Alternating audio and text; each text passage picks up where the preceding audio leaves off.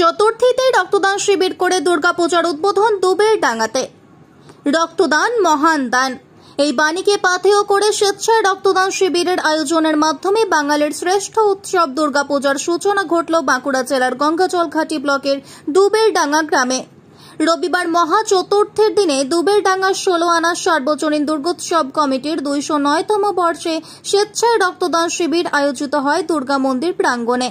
পুরুষ ও মহিলা মিলে মোট 55 জন রক্তদাতা রক্তদান করেন। প্রত্যেক রক্তদাতার হাতে শংসাপত্র এবং সবুজায়ন ঘটানোর লক্ষ্যে একটি করে চারা গাছ তুলে দেওয়া হয় আয়োজকদের পক্ষ থেকে।